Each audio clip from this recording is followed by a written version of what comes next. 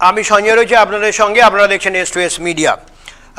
এখনও পর্যন্ত এই কথা বলাই চলে যে অব্যাহত স্বাস্থ্য জট, অর্থাৎ আমরা জানি যে আজ আবার জুনিয়র আন্দোলনরত জুনিয়র ডাক্তাররা তারা সকালবেলায় রাজ্যে তথা নবান্নে চিফ সেক্রেটারির কাছে তারা মেল করেন এবং তারা যেটা জানান, কালকে যে সুপ্রিম কোর্ট বলেছেন যে মহিলা যারা ডক্টর আছেন তাদের এইভাবে বেঁধে রাখা যাবে না যে আপনারা দিনের বেলাতে শুধু কাজ করুন, 12 ঘন্টা কাজ করুন বা রাতে কাজ করবেন না। এইভাবে তো ওরা শিখবে না বা কাজ করতে পারবে না, সঠিকভাবে লোকদের সেবা করতে পারবে না। ওরা মহিলা বলে কি ওরা মানুষের সেবা করবে না? ওরা মহিলা বলে কি কাজ শিখবে না? আমরা ছেলেরা আছি বলে আমরা 24 ঘন্টার কাজ শিখতে পারবো, অপরচুনিটি পাবো, কাজ করতে পারবো। ওরা যেহেতু মহিলা আছে, জেন্ডার যেহেতু আলাদা, তাহলে কি ওরা ইকুয়াল অপরচুনিটি পাবে না? তো আমরা এই জন্য খুব খুশি যে সুপ্রিম কোর্ট এই পয়েন্টটা উল্লেখ করেছে এবং বলেছেন যে তুমি সেই সুরক্ষাটা ওদের দাও যাতে মহিলা ডক্টররা কাজে ফিরতে পারে, ভালোভাবে সেইভাবে কাজ করতে পারে। ওরে ওই কনফিডেন্সটা থাকে যে আমরা রাতে নিশ্চিন্তে কাজ করতে পারি। ওদের এইভাবে অর্ডার দিও না যে হ্যাঁ তুমি 12 ঘন্টা কাজ করো, 12 ঘন্টা কাজ করো। তবে এটা সুপ্রিম কোর্ট খুব ঠিক কথা বলেছে না, আমরা এটা খুব খুশি হয়েছি। সেই দাবিগুলো নিয়ে আজকেই তারা আলোচনা করতে চান এবং যতক্ষণ না রাজ্যের তরফে তাদের কোনো সদুত্তর দেওয়া হচ্ছে ততক্ষণ পর্যন্ত তারা আন্দোলন চালিয়ে যাবেন।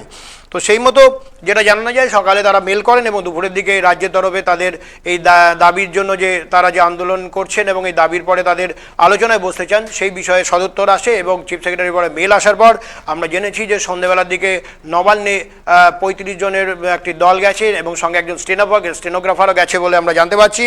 তাদের যে দাবিগুলো ছিল, অর্থাৎ তাদের যে দাবি, অর্থাৎ চতুর্থ পঞ্চম দফার যে দাবি ছিল, সেই দফার দাবিতে ছিল যে সেই দাবিগুলোর মধ্যে একদম ছিল হাসপাতালে কর্মী নিয়োগ করতে হবে, অর্থাৎ স্বাস্থ্য পরিষেবাকে আরও ভালোভাবে দিতে গেলে কর্মীর দরকার, ফলে হসপিটালগুলোতে যে কর্মী কম রয়েছে ফলে সেই জায়গায় কর্মী নিয়োগ করতে হবে।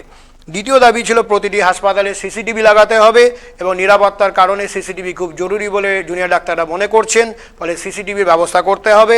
3 নম্বর তাদের দাবি ছিল যে জুনিয়র ডাক্তারদের জন্য রেস্টরুমের ব্যবস্থা করতে হবে এবং নিরাপত্তার দাবিতে অনড় হচ্ছে জুনিয়র ডাক্তাররা, অর্থাৎ জুনিয়র ডাক্তারদের নিরাপত্তা, অর্থাৎ নিরাপত্তার কারণে যে বিভিন্ন সময় বিভিন্ন হসপিটালগুলোতে যে বিভিন্ন রকম ঘটনা ঘটছে, রাজ্যের বিভিন্ন জায়গা থেকে এরকম ছবি আসেন, এই জায়গা পর্যবেক্ষণ করে তারা দাবি করছেন যে জুনিয়র ডাক্তারদের নিরাপত্তার ব্যবস্থা করতে হবে এবং প্রত্যেকটা মেডিকেল কলেজে বা জুনিয়র ডাক্তাররা বা যেখানে রয়েছে সেখানে নির্বাচনের ব্যবস্থা করতে হবে। দীর্ঘদিন বিভিন্ন কলেজে নির্বাচন হয়নি, ফলে সুস্পষ্ট পরিস্থিতি এবং একটা সুন্দর পরিস্থিতিতে নির্বাচনের ব্যবস্থা করতে হবে।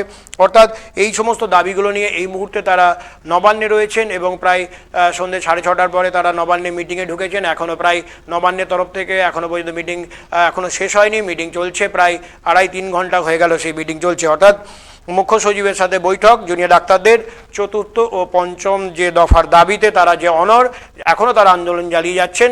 সেই আন্দোলনের শেষ পর্যায়ে এসে তারা কিন্তু এখনও তাদের চতুর্থ এবং পঞ্চম দফার যে দাবি, যেটা তাদের এখনও মেটেনি বলে তারা মনে করছেন, ফলে এখনও তারা সেই দাবিতে অনড় থেকেই আন্দোলন চালিয়ে যাচ্ছেন এবং একইভাবে আজকে তারা নবান্নে বৈঠকে গেছেন, সেটা আমরা দেখতে পাচ্ছি। ফলে নবান্নের বৈঠক থেকে বেরিয়ে এসে তারা কি জানান, নবান্নের সঙ্গে বৈঠকে তারা তারা স্যাটিসফাইড হলেন কি হলেন না সেটা আমরা পরবর্তী সময়ে অবশ্যই জানাবো আপনাদেরকে। তবে আপাতত এই মুহূর্তে নবান্নে বৈঠক চলেছে। রাজ্যের যে জুনিয়র ডাক্তারদের যে আন্দোলন, অর্থাৎ অভয় বা তিলোত্তমার ঘটনার পর বিভিন্ন দাবিকে, অর্থাৎ 5 দফা দাবিকে সামনে রেখে তারা যারা আন্দোলন শুরু করেছিলেন, সেই দাবির 3টে তাদের মিটলেও, অর্থাৎ প্রথম দাবিতে যেহেতু সিবিআই তদন্ত করছে সেটা রাজ্যের তরফে মেটানো সম্ভব নয়, যেটা মুখ্যমন্ত্রী সেদিন বৈঠক করে জানিয়ে দিয়েছেন সিবিআই তদন্ত করছে।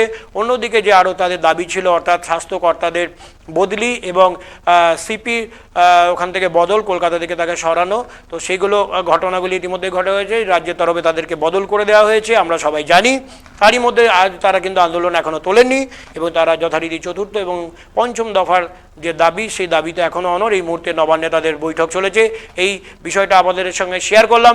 পরবর্তী সময় আমরা যে নবান্ন থেকে যে বৈঠক থেকে বেরিয়ে যে সিদ্ধান্ত হলো সেগুলো আমরা জানতে পারবো এবং সেগুলো পরবর্তীতে অবশ্যই আপনাদের আবার জানাবো। আপাতত আমাদের চ্যানেল আপনারা দেখছেন, আপনারা প্রত্যেক মুহূর্তে আমাদের সাপোর্ট করছেন।